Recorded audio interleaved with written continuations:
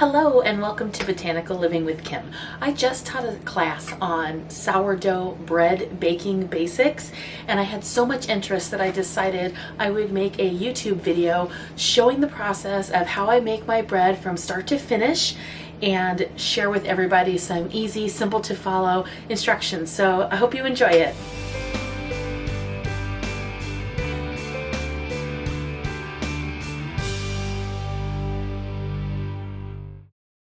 Hello and welcome. I'm going to walk you through how to make sourdough bread, and I'm going to give you a bunch of simple, easy to follow directions.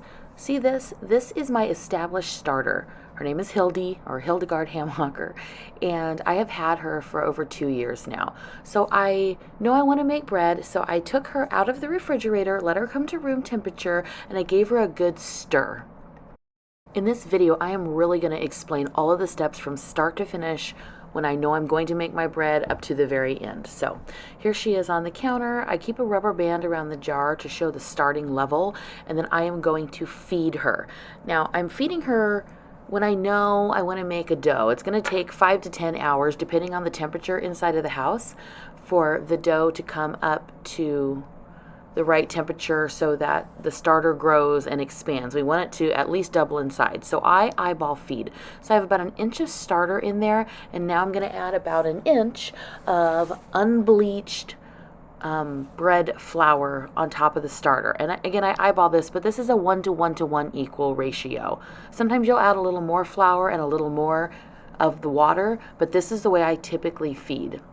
So now this is just room temperature filtered water that is going to get mixed into the starter, and I'm using a little tool called a spurtle, and it works great. So once again, I'm just mixing in. Sometimes you have to add a little more water. The more you make sourdough, the more you will know what the consistency needs to look like once you've fed your active starter, but you're really wanting a sort of thick pancake-like batter. You don't want any lumps of flour. You want to make sure that's all incorporated in well, but sometimes I'll add a little more water just to get the proper consistency. So once I have it mixed, I'm going to take a little spatula and I'm going to scrape down the sides of my jar, and that way I can see where the real starting point is. I slide my rubber band to that point, and then I typically will make a little mark on there with like a dry erase marker and say what time I'm starting it at, because I'm kind of curious how long everything is taking to rise right now. It's colder in the house. You know, it's in the mid-60s in my house typically, so it takes a little longer for this step at this point. In the summer, it goes really fast. Okay, so my starter has been rising all day, 8, 9, 10, 11, 12, 1, 2, 3, 4, about 8 hours, and it's risen and it's fallen, but if you look, it's super bubbly and active, and so this is a great time to pull for it. So I'm going to make 2 batches of bread today. I'm going to show you how that works. So we're going to use just this little digital scale, and I can put a link down in I don't want it on pounds, I need it on grams. So make sure it's at grams, put on your bowl, and then zero it out. Now I'm going to add 250 grams of starter to this bowl. I'm just going to pour it. And you'll know when your starter is really active. It's kind of light and fluffy feeling. And so if it goes over a teeny bit, it's not a big deal. That actually went to 260 grams, and that'll be absolutely fine. So zero it out again. And now to that, I'm going to add 650 grams of room temperature filtered water. We use, oh shoot, I added too much. If you add too much, just get a little cup and pull some out. Made it a little too much.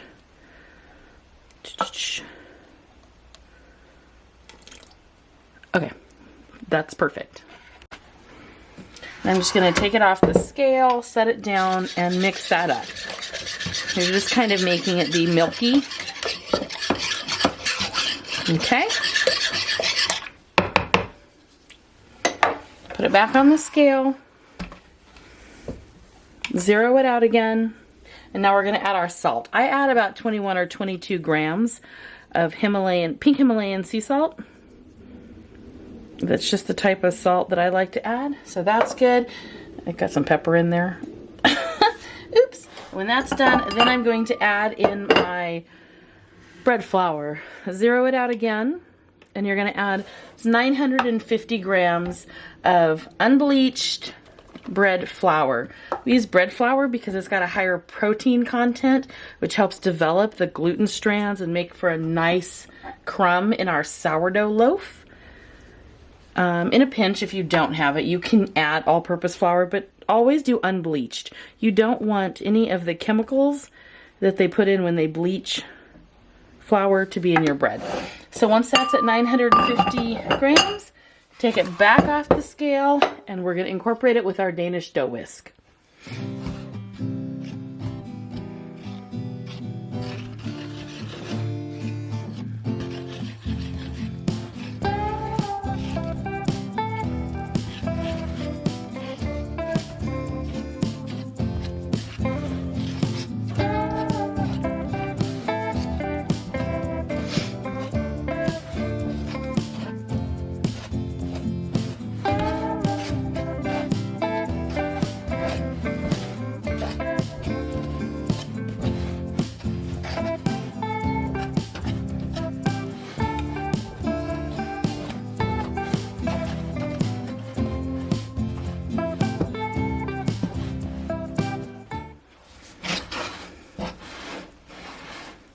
So this is creating a shaggy dough. And now I'm just going to take a little scraper and take it off everything. This is a bench scraper. I'm just going to scrape it off my whisk.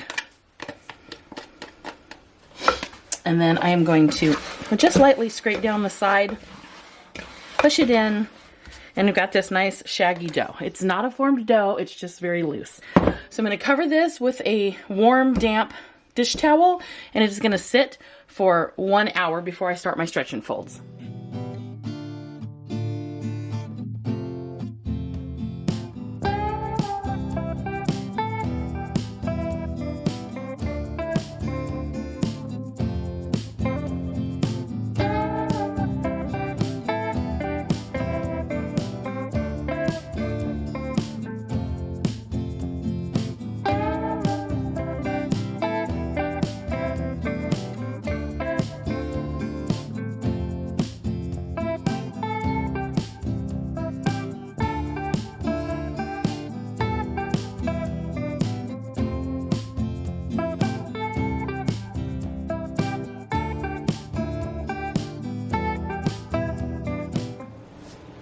Okay, so this one's just going to go right here next to the other one.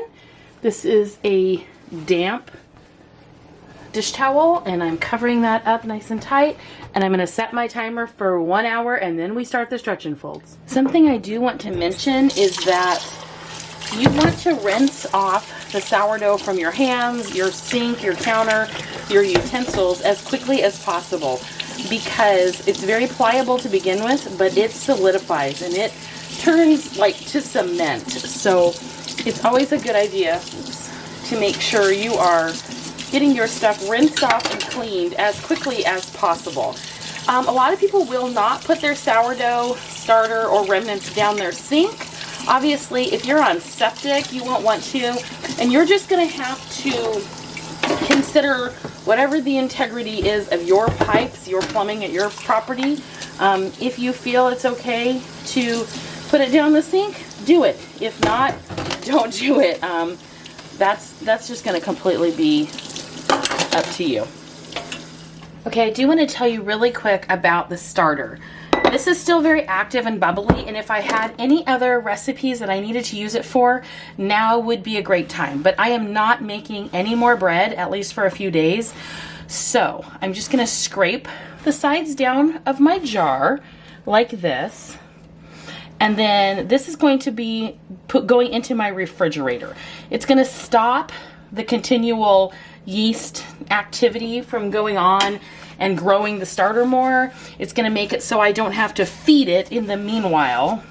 Just going to kind of clean up the lid a little bit. But she's going to go into the refrigerator. I'll lower this down.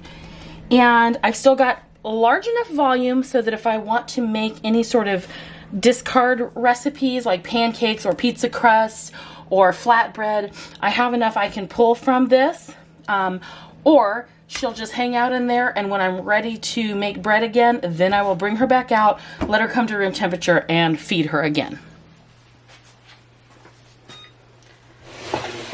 Okay, it has been an hour, and this is what they're looking like right now. Still very much a shaggy dough, but you will be so surprised at how quickly this goes together. So wet your hands a little bit, loosen the dough from the edges, and then we're going to start the stretch and folds. So you just reach your fingers under, you pull it up, pop it back down on itself. Turn it a quarter of a turn, reach under. I kind of smush it as I go. Pop it back on itself. Lift it up, pop it back on itself. You can see it's already starting to incorporate more like dough. We are creating the gluten strands in our dough, and we are incorporating all the flour and the water and the salt together. We're really turning it into dough, but this is really how you're strengthening the dough. The gluten strands are forming. As it starts to ferment and sit, the lactic acid starts building up, the lactobacillic acid, and also we are creating carbon dioxide, which in the form of the bubbles. So all these things work synergistically together to start creating dough. Now look at that. It already looks doughy. We got 3 more sets of stretch and folds that we are going to do. So I'm going to push it back up here. We're going to cover it back up with that damp cloth and set the timer for 30 minutes. Okay, here we are for the second stretch and fold. So, got a fly in here. I don't know why this fly's flying around. Anyway, we're going to loosen it up. As you see, they've kind of puffed up a little bit. And it's getting thicker. Definitely looks like dough now. Getting thicker, it's just not, wouldn't hold shape yet. So we're still creating structure by doing stretch and folds.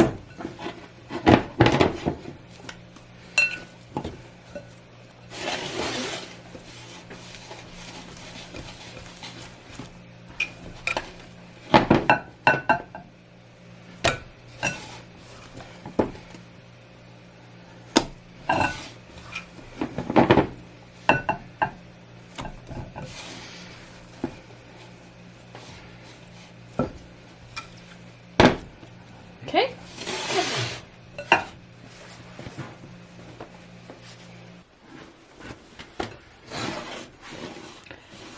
Stretch and fold number 3.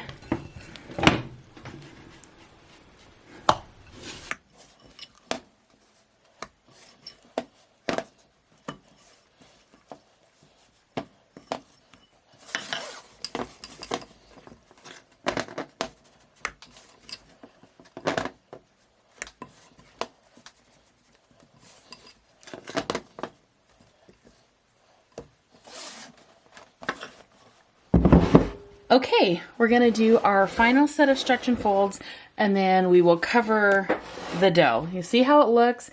There's been 3 stretch and folds so far. This is going to be the 4th one. I'm wetting my hands so the dough doesn't stick, loosening it again, and we're going to do the final stretch and fold, and then I do kind of a few shaping coil folds. And by this point, the dough should be getting kind of stiff. You see it's sort of staying in a folded shape. You still don't want to tear it, but this is giving us a good idea that it came all the way out of the bowl. It's good. So I'm just going to sort of like drop it on itself like this, and I shape it. Drop it, and I shape it. I'm going to do this, I don't know, 5, 6, 7 times, just till I feel like it's really getting a nice tight dough consistency. You don't have to do this. I just started doing this in the last few months. I just feel like it helps me really get some nice shape to the dough. And so yeah, I just started doing it. We'll see how it's holding its shape. It looks like a ball of dough now, right? So that one's done. I'm going to set it aside. I'm going to do this other one really quick. You see the difference? with the working of it still kind of open. Now when I get this one done, it's going to be just as tight as that other one.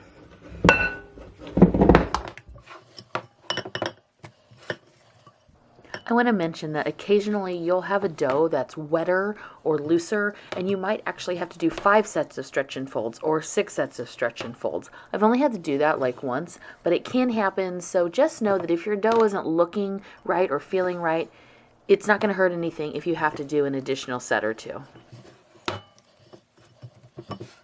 Okay, I usually use the press and seal. I like this better than saran wrap, just personal preference.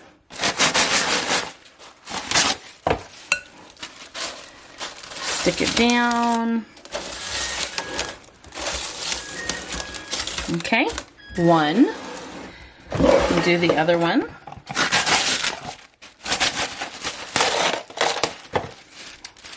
And what's going to happen now is these are going to go through their bulk fermentation. So this is when all the conversion really happens. The bubbles start forming. And these are going to more than double in size, and they're going to be full like this. Hi, so I'm just going to put them back here on my counter. I'm going to go ahead and cover them again with this rag. It's not very damp anymore, but I feel like it just helps trap the warmth in, keeps the cold air out. So they're going to sit here.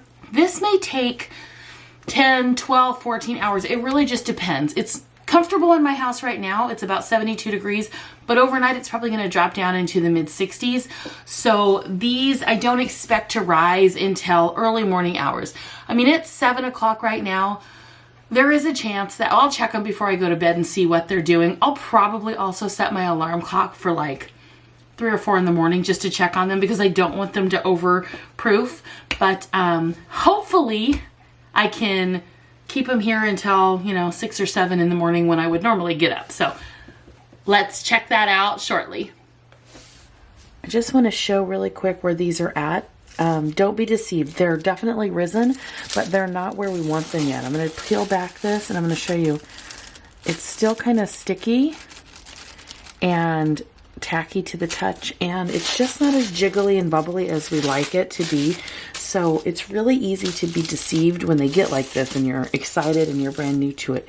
But when you know your dough and you know your bowls, I'm going to know that mine are going to get like this big. So I just wanted to show you this point that they've definitely risen since yesterday morning, but they're not ready yet. So we're going to check them back in an hour or 2. They should be ready. All right, they are very fluffy. See how they've domed over the edge? They're both like that. And before I turn the bread out, I always spray, like, this is a plant-based cleaner. It's made with parsley and I think parsley and peppermint extract. So I always wipe down my counter space with this because I don't want to use a regular cleaner, and I want to make sure that it is clean. Okay, this is rice flour. We use rice flour because it does not contain gluten, so it's not going to incorporate it all into the bread. So here we go. I'm going to take the cling wrap off, and you see it peels up pretty easily. It's really not stuck. I just sort of tease it loose a little bit. But it's really not sticky. There's a big difference. If this was sticky, it wouldn't come up at all. And I want to show you, just even as it sits here, you can see these bubbles are already forming. That is the carbon dioxide that's reactive in there. And it's jiggly. You see the jiggle? It's bubbly, and it's really not sticky. So you know that this is fermented perfectly. So now we're going to turn it out onto our lightly floured surface, again with the rice flour, and then we're going to separate it and laminate it.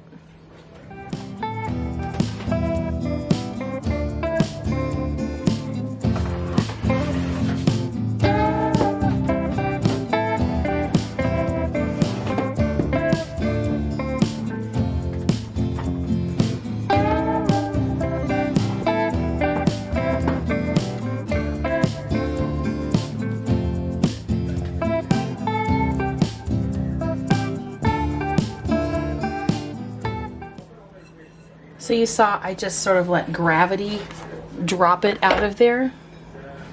And I'm gonna be making 2 breads that have inclusions and 1 that is a little bit smaller. So this one I'm actually dividing into thirds. I usually divide my bread into halves, but I had a special request for a slightly smaller loaf. So loaf number 1.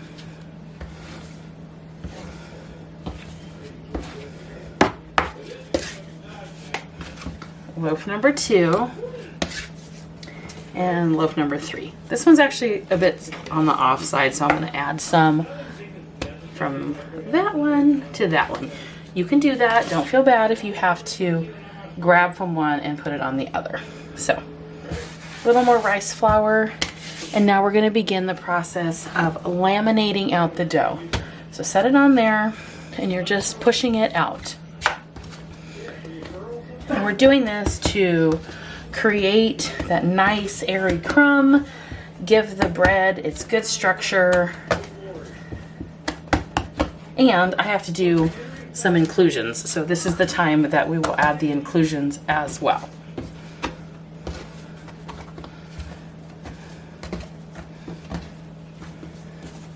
So once it's all stretched out, it's ready to put on the inclusions. So this bread is getting jalapenos and cheddar. These are fresh from my garden.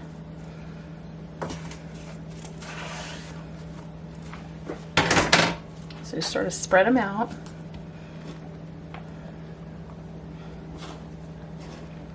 Get cheese in here too. Okay. Sort of pat it in. I don't go all the way to the edge because it's harder to seal it. So once you do that, you just sort of pick it up, fold it in a third, pick this part up, fold that in a third. Sometimes I add a little layer of cheese in here. And then we're just gonna roll this guy up and turn it over on itself, and you just give it a little tension. Just sort of pull. I'll give the plain loaf more tension. Inclusion bread tends to pop through if you give it too much. So I'm just sort of tucking it on itself like that. When it makes a nice shape, I'm gonna dust the top of that with some more rice flour. Make sure my banneton is dusted. And then I'm just going to pick it up with my scraper, plop it in there upside down. As you can see, it sort of popped out in the corner, but that's okay. They bake up fantastic. So I'm just gonna sprinkle a little more powder on there and cover it up, and it's gonna sit for an hour. Okay, this next inclusion bread is getting Kalamata olives. So same thing, we laminate it out.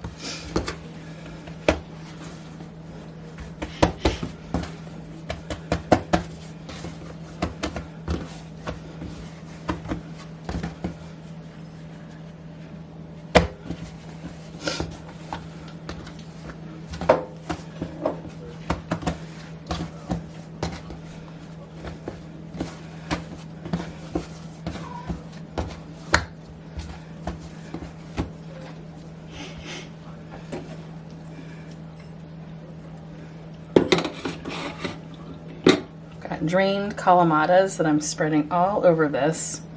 They are a little moist, so this bread is going to bake a little more liquidy.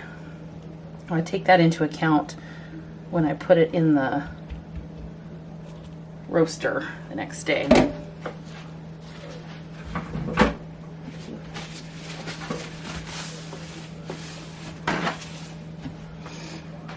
So I'm just going to do the same thing. Grab the side, pull it over. Grab this side, pull it over. And then wrap it up. And again, when you do inclusions, I'm not going to pull as hard when I'm shaping it because they'll pop through it. They're getting ready to right there, and I don't want that to happen. That's the top. That's the banneton.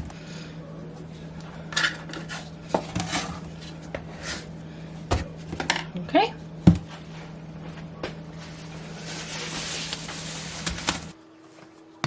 So now I'm just going to laminate and turn out all of the other doughs for the other breads. This one is going to go in an elongated shape. That shape is actually called a batard. And so I do roll it up, but I don't fold it back over on itself. I just sort of tuck the ends in and then pull to create that tension. And then it is going to get dusted with the rice flour, and then I will plop it into the long banneton basket. The baskets are lined with a linen liner, and I've already pre-seasoned those. You just kind of lightly spray it with some water mist and dust it with flour a few times, rice flour, and it gets them seasoned. I don't wash them in between unless something nasty spills in there. Anyway, this is the second loaf of bread, and I am dividing it into 2 regular standard size large loaves. I'm still laminating it out just like normal, and then I fold it over into thirds, roll it up on itself, and then you'll see as I kind of pull with my hands, and I'm creating a tension around the outside of the dough. And you just do that, I don't know, however many times until it loses that stickiness, and you can see it just sort of gets firm and round.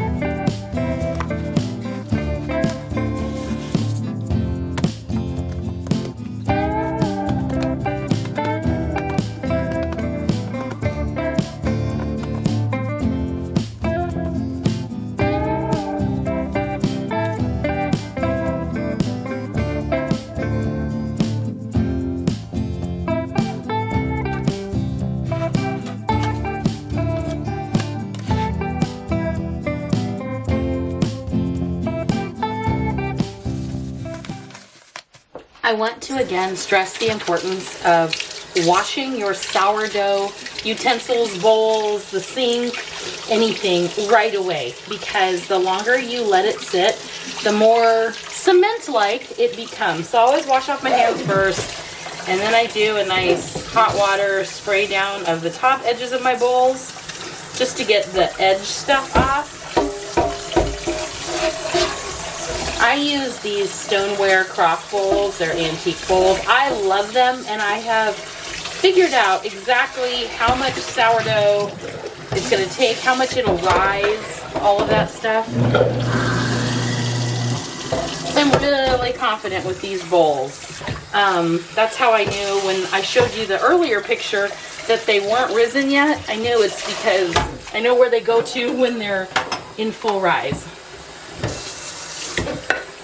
So that being said, once you get used to what you're using, you will also know how far your dough is going to rise for its peak rise, and you will know what's overproofed or when it's underproofed. And you can save yourself a lot of headache by knowing where it's supposed to be in your bowls. So now once I got the initial edges washed off of these, I'm just going to let my bowls soak and clean up the rest of my stuff.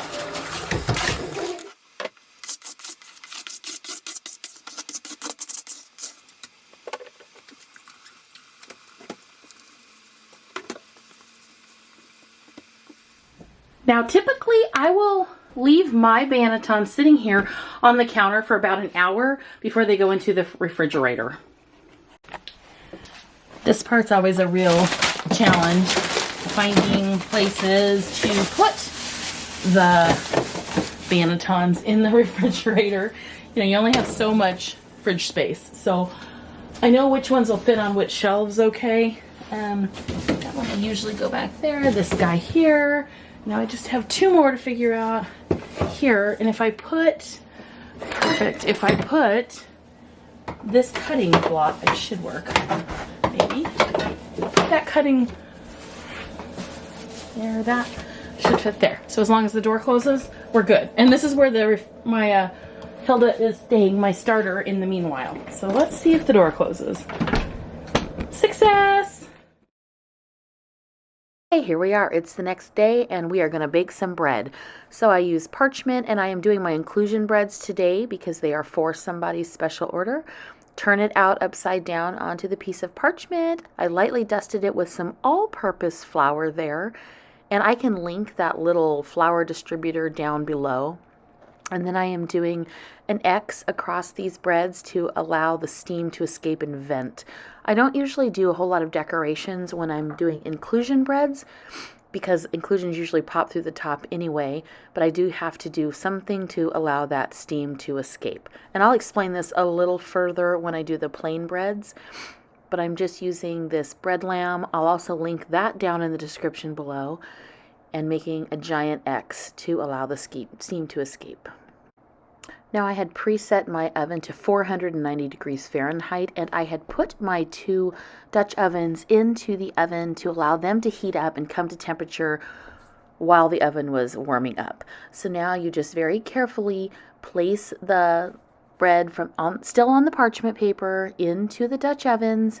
And with these ones, I don't add any ice for extra steam because when you have inclusions, there's a lot of moisture in there already, so I don't need to create additional steam. A lot of people will do a tray underneath if they open bake, but that would be a different video. I'm not talking about that right now.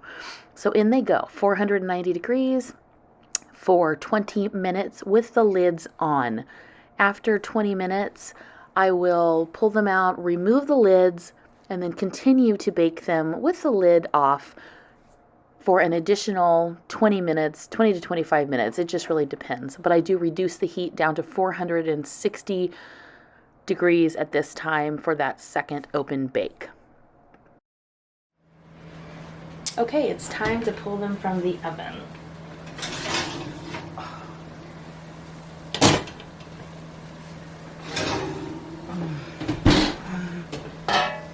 And I will take them immediately out of these pans.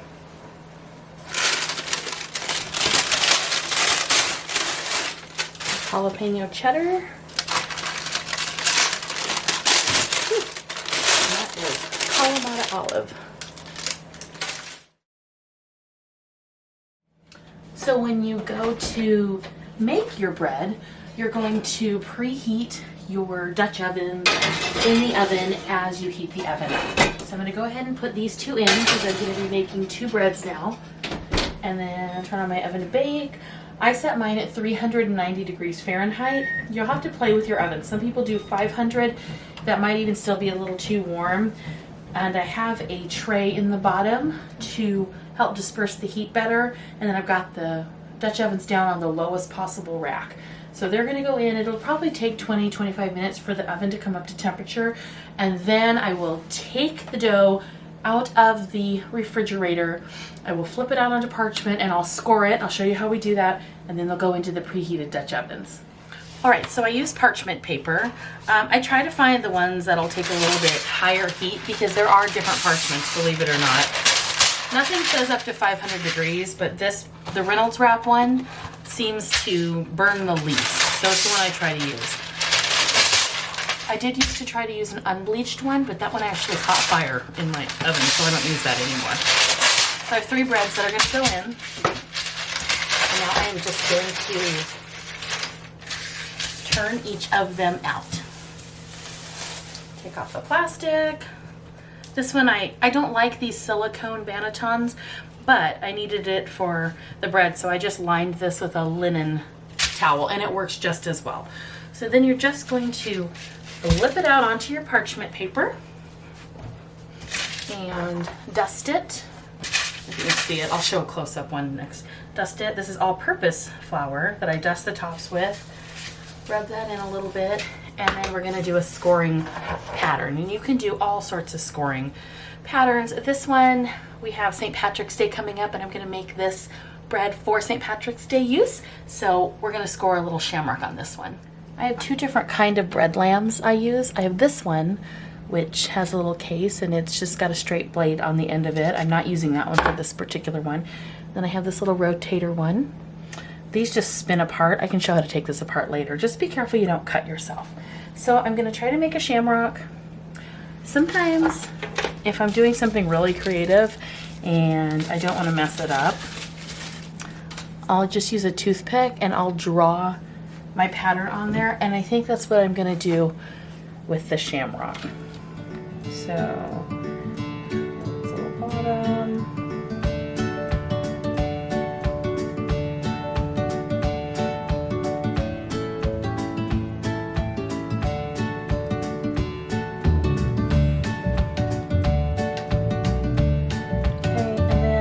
need a vent, so I'll probably make the vent down here.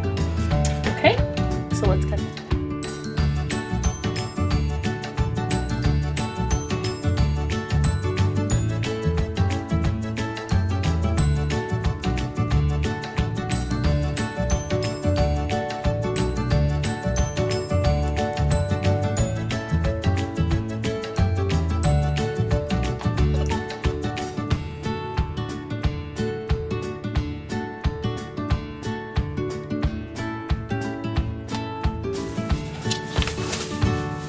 Here's the next one.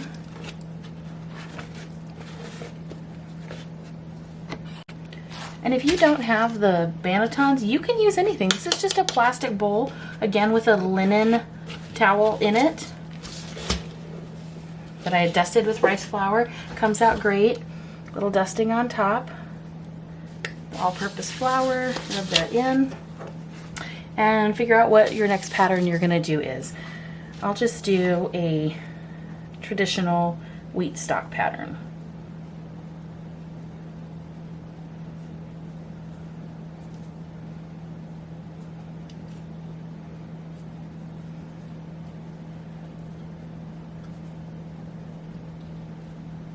And you always need to cut a vent slit.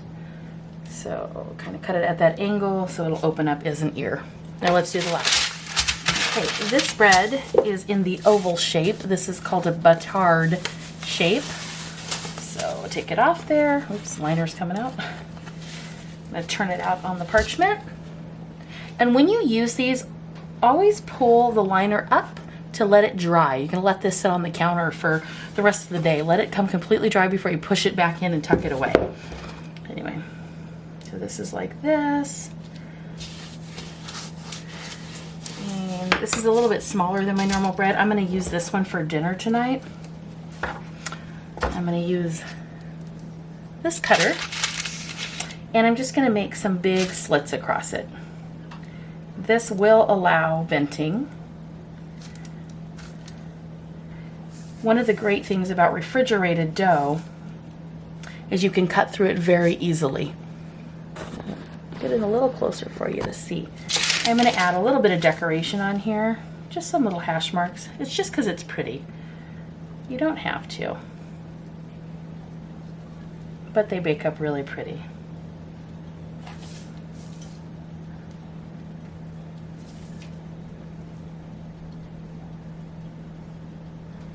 Okay, and now into the oven they're going to go. Okay, use your oven mitts. These are coming out of a hot 490-degree oven. There's one.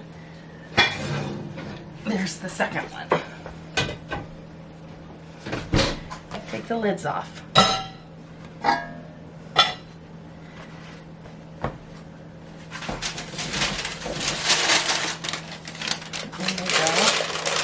Now, try not to touch the sides. I would just pull out the edges, and I'm going to add a few ice cubes to this one.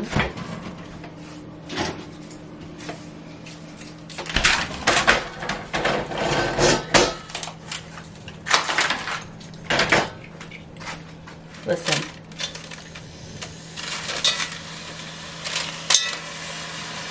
It's creating steam. Put that lid on to trap the steam. Now for the next one that's going in here, where did I put it? This is our shamrock. So in there like that. We're adding a few more ice cubes.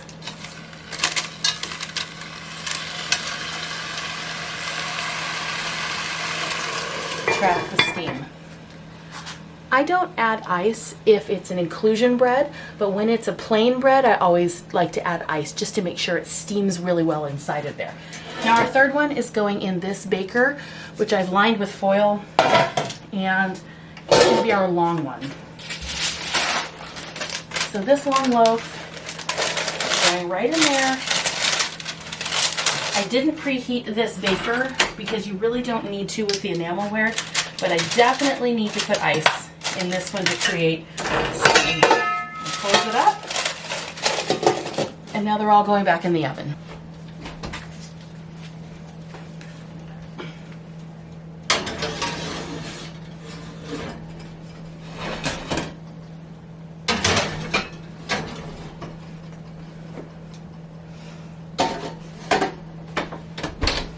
just fit. Set my timer for 20 minutes. Okay, so when your buzzer goes off that it's been 20 minutes, it's time to open the oven, take the lids off, and then drop your temperature down to 460 degrees and set your timer longer. So we're gonna take, oh gosh, that's pretty. Look at that. And take all the lids off. Carefully, don't burn yourself.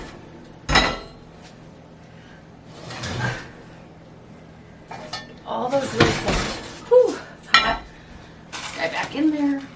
Okay, now we're gonna drop the temperature down to 460. Now we're gonna reset the timer. It just depends. I'm gonna go 18 minutes, but it could be up to 25. It just depends. So anyway, dropping it down to 460 degrees, and I will either set it for, I'm setting these for 18 minutes because it's cooking really hot right now, but I could cook it for 20 to 25 minutes as well. You just kind of have to look at it. All right, the first one's coming out of the oven, and this is, whew, this spread. Look how pretty that is. Oh wow, the others are just about done as well. They got done a little faster than I was expecting. So I'm gonna pull this off. Get him out of the way.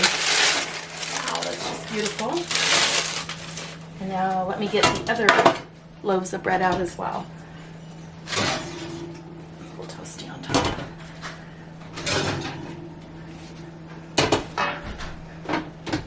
You want to take them out of here right away. So let me turn this and show you where they're going to go. Look how pretty that bread turned out. So got a little crispy on top, probably because I had it at the back of my oven. Okay, it's still going to taste amazing. Get this guy out. This is the shamrock. Shoot, sometimes they're hard to get out. So if you have to, you know, grab a spatula or something. Don't burn yourself because these Dutch ovens are really, really hot. Ooh, hot. Get it off the parchment because you don't want it to stick. So there's our 3 breads. Hang on, let me give you a better view. There's the 3 breads. And I'm just gonna they're very hot. I'm gonna put a towel over them and let them sit here and cool off for a couple of hours. All right, so I've moved them over here. I'm just gonna cover them with a clean linen dish towel. I like to do that because I feel like it keeps any sort of debris or anything off of them. It'll probably take a good 2 or 3 hours before they're cool enough to bag up. One of them I'm gonna use for dinner tonight, so I will cut that and show you. I wanna show you how beautiful these sourdoughs turned out. They're still a little bit warm, but you hear the crunch, and I mean, they're so pretty and smell wonderful. The bottoms are nice. This is the shamrock one that I did for St. Patrick's Day. And this is the one that I think we're gonna cook for dinner tonight. Isn't that a sweet bread roll? This is actually a third of one of my recipes, not a normal half. Those other 2 were halves. So we're gonna cut this one tonight to go with our soup. Now a couple of other things. I like using a wooden cutting board when I cut my sourdough bread. And then Ron gave me this for Christmas this year. This is actually a sourdough bread cutting knife. It's extremely sharp, and it works so much better than any other bread knife that I've ever used. So really simple. It slices just right through it, just like that. And when you have nice sourdough, the crumb, it should look like this inside. If you squeeze it, it should spring back just like that. There's the rest of the bread. Springs back. It's got some crunch to it, and it is going to be wonderful slathered with butter.